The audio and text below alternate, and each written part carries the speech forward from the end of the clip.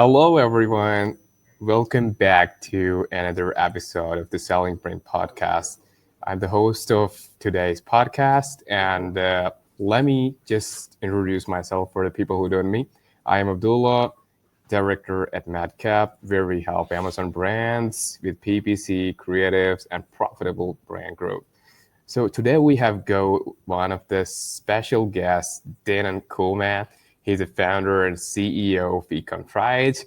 And the most interesting thing, he helps Amazon brands with defensive brand catalogs, removing negative reviews, and remove hijackers from the listings. So we're talking about all about the brand defense and how you can defend your catalog and stay away from hijackers. Hey, Dan, thank you so much for coming to the podcast. Hey, Abdullah, how are you doing? Thanks for having me on. I'm doing great, thank you. I appreciate you bringing me on the podcast. All right. So Dan, just a little bit introduce about yourself. Tell us about your Amazon journey, how you got into removing negative reviews, how you got into brand defense, and how was your journey? Sure. So my name's Dan Coleman. I've been an Amazon seller since 2010. I'm still an active seller today. I've been selling in the supplement category for that entire time. And I've been in the service and software space for Amazon sellers for 7 years. So as a seller, that story kind of speaks for itself. So selling on Amazon comes with its own complications, mostly dealing with Amazon or other Amazon sellers. In the software space, I started at Managed by Stats, which was the precursor to, or it came before even Helium 10 and Jungle Scout, before they offered any of their products. Interesting. Yeah. And so after almost 5 years there, I helped broker the sale of that to Carbon 6 and went over to Carbon 6 to strategic partnerships. And then from there, I started helping other businesses get leads in and scale. And I started my company mid last year, but didn't really actually start working on it until the beginning of this year. And I decided to start offering negative review removal and catalog defender. And the negative review removal is basically exactly what it sounds like. We go after negative product reviews that violate Amazon's terms of service. And then on catalog defender, we're monitoring products for critical changes or critical issues or non-optimum. It doesn't have to be critical, but even non-optimum changes. Because you've got critical issues like a child ASIN gets split away from the parent ASIN and takes all those reviews, and now it's not being advertised to and stuff like that. And you've got the lesser issues like a variation is in a different browse node or a different category tree. And so there's all these little tiny issues where it can be sort of like death by 1,000 cuts. Like you've just got a bunch of tiny little issues and you don't realize that it's heavily affecting your conversion rate, right? So yeah, I mean, it's those are the two main services that I offer, and but I also can consult brands and have done so quite a few times. I've got a humongous network in the Amazon sector, so I can any brand that needs anything, I can pretty much introduce them to somebody I know. I don't necessarily charge for that service, but it's just something I do because I really enjoy helping sellers. It doesn't much matter to me what you need. If I can help you, I'll do my best to do so. That's awesome. So, Dan, for those new to the idea, what exactly brand defense means in Amazon ecosystem? Well, okay, so we all know that Amazon tends to make changes without us knowing about it, right? So with Catalog Defender, the whole purpose of that truly is to defend your ASINs, right? From random changes, random problems, split reviews, split ASINs, title changes, suddenly not having a qualified buy box or the buy box just disappearing, the product itself disappearing, all these different little issues that most Amazon sellers run their business reactively, meaning, crap, there's a problem. What do I have to do to fix it? Right. And they didn't find out about it until they go, wait, why are my sales down? I haven't had sales in 2 days. What's going on? Right. Yeah. So the whole premise of Catalog Defender is proactively monitor your products so that you can get the notification right away as soon as it's detected and immediately take action. And some of the issues that we detect, we also give you a template with all the data pre-filled out that you can just paste to Amazon and send a case in, depending on the problem. So that's the whole premise of Catalog Defender, is proactively monitor for critical issues or non-optimum situations. And the way we design the dashboard, which is it's in Google Sheets right now, but we're actually designing a dashboard. But the way we do it is basically everything in a list, and you just filter on what are the ASINs that have issues, and then you can just go down and start chunking those away and solving those issues. And then the next day we're going to monitor it again and check for any issues. We've got a change log. There's lots of, I won't bother going into the details, but basically that's simplicity. That's what we do. For the negative review removal, we run all of your reviews through an AI trained on Amazon's community guidelines, and then we get a list of reviews that are non-compliant, and then we individually file cases on each of those reviews, and we're able to get somewhere between 5 and 10% of those negative reviews removed. Yeah, interesting, man. That's quite interesting. So tell us about how you remove the reviews, like which you already know they're against the terms of service of Amazon. But you know that your competitor has done that activity, has lots of negative reviews on the listing. So what do you do? How do you convince seller support that your competitor has done this? So that's a tough one. No matter what, there has to be some kind of a compliance issue. So competitors have gotten pretty sophisticated in their methods in which they attack their competitors, right? So what they'll do is they'll actually hire these companies that have hundreds or thousands of Amazon accounts who rotate through those accounts, and then they leave a negative review, they return the products. And so what you'll often see is, and a perfect example, somebody I'm working on right now, they texted me as we're recording this, they got slammed with about, I think it was 20 or more 1-star reviews. So some YouTuber put something out completely false and totally falsification, and then I believe that this person was hired to do that video, and then this whole network of these reviewers went and just slammed that brand with 1 stars, and they went from like a 4.6 to a 3.9 in literally 24 hours. So the thing that I see with those reviews, and the way I'm able to pin it as being fraud, is those reviews are mentioning a YouTube video and using the same image in the reviews, and also refer to other reviews. Now, this is a very unusual situation. It's in my favor because it's so obvious, but usually it's not that obvious. You get these onesie twosies, but we look for this sort of stuff, and in this case, the trick is going to be convincing Amazon that they're fraud, but I'm hoping I can get Amazon to wipe every single one of those and ban those buyer accounts. Yeah. That's exactly how it works. And when you see the buyer history from Amazon, you can see that what kind of buyer reviews that buyer has left. So yeah, it's pretty easy to convince them that like this buyer has done this activity before. So yeah. Okay.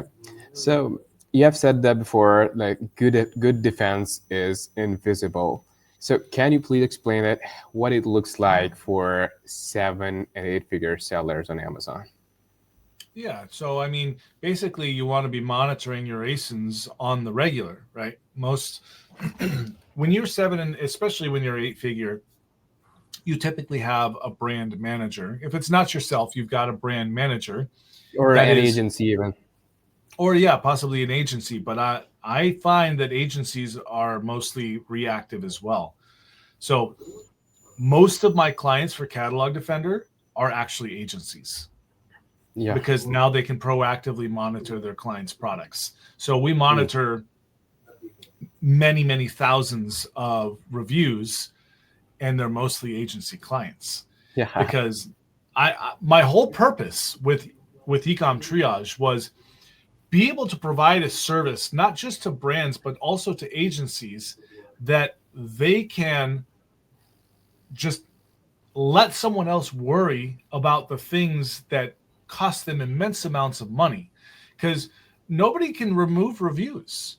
You know, Yeah. I have so much time and money invested into figuring out what works that it's not sustainable for an individual brand. And you know what? Amazon's always changing things too. With this, we know one thing that'll never Yeah. change is Yeah. Yeah. Amazon will always change. It's So, ever you evolving. know, yeah. So basically, to just to give you a short answer to your question on what does it look like, it looks like paying attention. But that gets hard Mm. to do when you get to such a level where you've got thousands of orders coming in, or you've got 100 or 1,000 or 10,000 different ASINs, you know? And so you tend to only pay attention to the ones that make you 90% of your income, or 80% of your income, but the other 20% get ignored until there's some sort of critical issue. Yeah. Yeah. You're right. So let's now talk about hijacking. Like, a lot of sellers are facing hijackers, even big brands. So, how do you see traditional hijacking versus review hijacking that most black hat activities are involved? So, yeah, we're not talking about hijacking a listing. We're talking about hijacking reviews, basically fraudulent reviews, right? Yeah, yeah, So, the tactics that I see are this: they make wild claims, they say do not buy, they say buyer beware, and they make false claims as well. So there was this one review, I'll always remember it. I wish I'd kept the review and screenshotted it, but I didn't. But basically, it was a little LED light, and it said my son used this and tripped and nearly died, and there was blood everywhere, and I had to take him to the hospital, 1 star.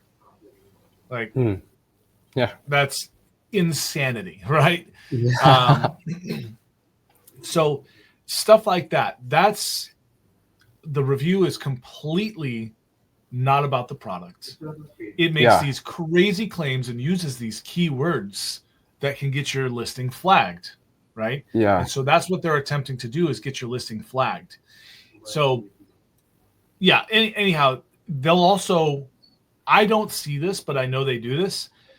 As soon as you buy a product, you can return it and get your money back and still leave a verified review. And then they'll use the same return reason, like item defective. And that can also flag your account. yeah, So, you know, they use these crazy claims. They say buyer beware, do not buy. They use all caps. They make alarming statements. And if you look into some of these reviews, sometimes the reviewer name, so the Amazon account name, is the same name as the title of the only review it's ever left. That's a pretty clear yeah, yeah, indicator, yeah, right? yeah. That's a Or review manipulation, I think. absolutely, review manipulation is huge on Amazon, absolutely massive. Like if you look at, I think Yeah, it's Trustpilot, they say something like yeah, 70% or 60% of the reviews are manipulated. yeah, yeah. Yeah. So, Okay. I just got a question in my mind since you answered this. mhm. When we enroll some products in Vine, even like product quality is great, but even that some Vine customers even do that. Like the product is good, everyone is it's not completely about the product, but there are some customers who are just dropping 1-star review, and that's one review. Like, it doesn't make sense for like that quality product. Everything is in it. The product is well packaged, well high quality. Everything is mentioned in the manual, everything. But some of the buyers, like, I don't know what the problem they have, but like they will be leaving only 1-star review. And if you check their history in the wine event, they have less dozens of 1-star reviews. So is there a way to remove the wine review? It's possible, yes, but once again, there has to be some Oh, form really? of, yeah, there has to be some form of violation. Now, Vine reviews are typically long reviews, right? And so if Yeah. there's only a little one sentence violation in there, the chances of Amazon getting that Vine review removed is not very high, nearly impossible. However, it is possible to get Vine reviews removed. We've done it before. Just as it's possible to get other reviews removed, but Vine reviews are better protected by Amazon, and the reviewers are far more educated on the review system. So Yeah. here's the thing that sucks about Amazon Vine is that they are contractually required to give diversity of reviews. They can't just give all 4s and 5 stars. So per contract, they have to give negative reviews. Oh, yeah. Yeah. I mean, I see that they're very critically using the product. Even the product does have fault, they try to find a fault in that product. Yeah. Yeah, Yeah. this is how it works. Yeah. I think Vine is great for some areas. I don't think it's that great for, and look, you can have other supplements tell her like, no, I use Vine all the time for my supplements. I don't think it's great for supplements because it's subjective. You just did this supplement work for me or didn't? Unless it's like caffeine pills or something like that. Like I personally wouldn't enroll in Vine for my supplement, but I have a lot of clients that have, and some of them get the short end of the stick and they get a whole bunch of 3 stars, and the Vine program actually dragged their rating down significantly. And Yeah. because those are such well-educated reviewers, there's often not a really big violation. It's just their opinion of the product, which is what Amazon wants. Yeah, exactly. That's exactly how it works. And when I don't encourage our clients much into the wine reviews because they're very critical unless the product quality is exceptionally good, exceptionally high, and you're very confident about the product. So yeah.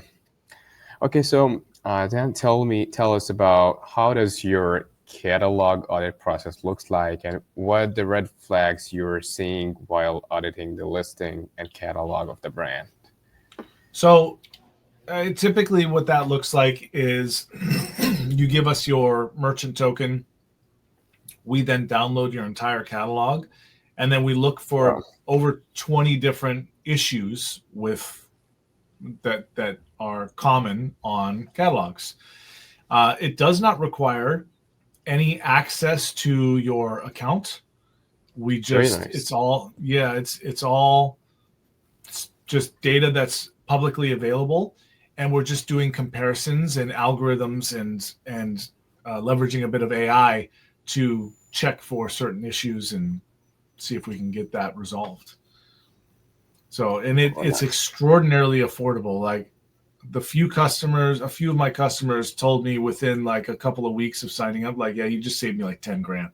Like, sweet. That's what we want, you know? Yeah. So, as you know, that AI is also evolving, and bunch of AI tools are rolling out in the market. So, are there any tools or AI tools that you're leveraging to analyze reviews, analyze red flags, and auditing the listings using compliance? I mean, I built a GPT specifically for that. It's free if you want me to share it. Yeah, yeah, yeah, definitely. All right, let's see. All right, I just put that on the chat for you guys. Can't seem to add it to the comments, but yeah, you've got the link now. So anyone that wants access to that GPT, that's free. I put an enormous amount of research into Amazon to find over 12, I think it's 13 different policies having to do with review removal and what is and is not a review. And I trained this GPT on it, as well as gave it a template to give to you. So if you put a review in there, it'll say it's not compliant. Do you want a template for it? Cool, here you go. Yeah. We are also working on something like that. Like we're working on AI automations, are building analyzer and bots that are involving OpenAI as an AI agent. It will be analyzing reviews. So yeah, we would like you to share your custom GPT, and we will also put down in the description and comments. So, okay. Cool. Then just tell us about like how much Amazon seller support is reliable when you're dealing with catalog issues and flat files, review hijacking, and everything. Like how do you see seller support? I don't think I should publicly answer that question. I've got you. Let me just put it to you this way. My wife, who runs our Amazon business, doesn't let me contact support anymore. Interesting. True. That's a true story. Oh, yeah. Yeah. Two Amazon Accelerates ago, so that would be 2023. They made this statement from stage that said, and we're providing better support than ever before. And I'm not kidding you, thousands of people are at this in the main room. They all started laughing. And I don't think that the person on stage understood that they were laughing, calling bullshit on what she said, because all of us know Amazon does not care about us as a seller, even though we are responsible for the majority of their sales. Like Amazon, we are not where Amazon makes the money. That's not true. It's PPC is where they make it. So that's why they keep squeezing and getting more PPC.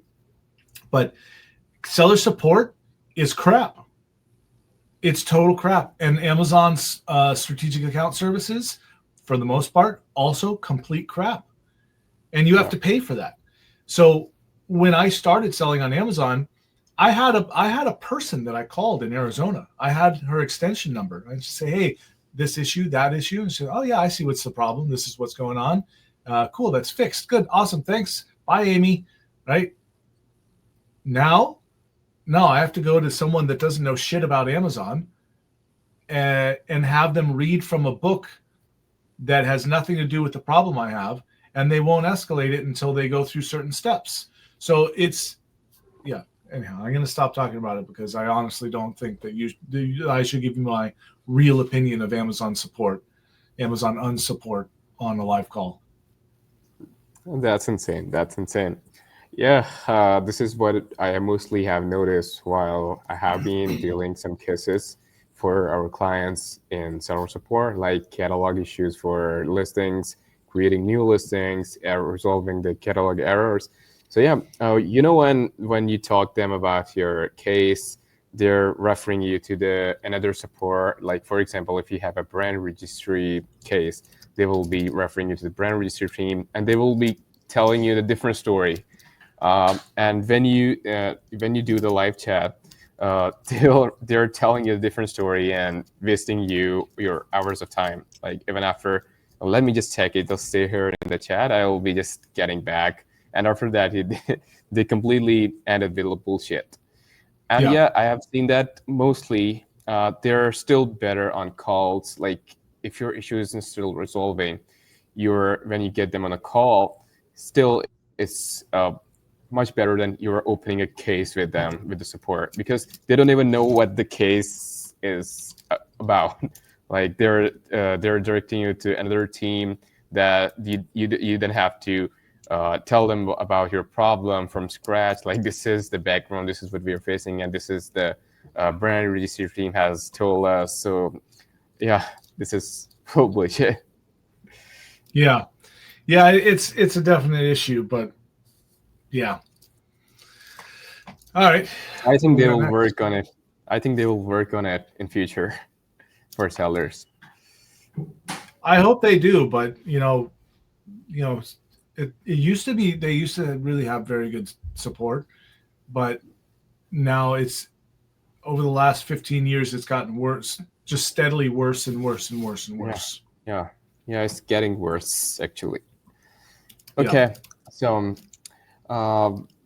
let's now talk about listing hijacking, like for 7 and 8 figure brands. Like, they have built thousands of reviews and social proof, but another time the hijacker comes and hijacks a listing, grab the reviews, grab the sales.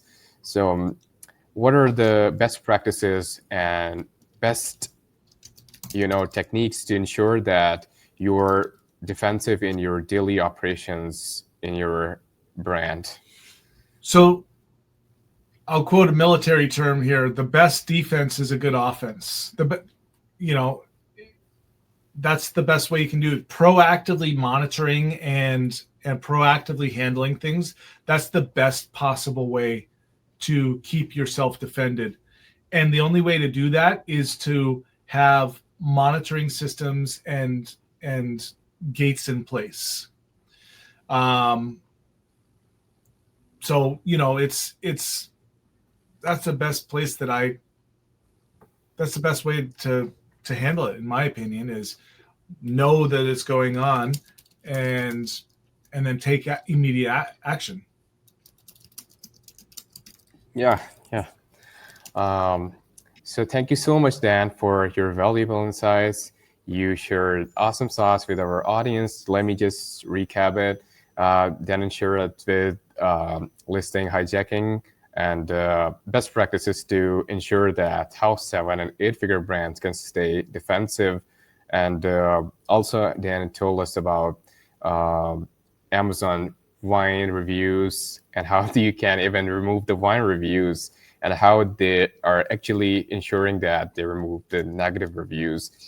So Dan, thank you so much. And we will share the custom GPT that Dan has built for sellers in the link in the comments.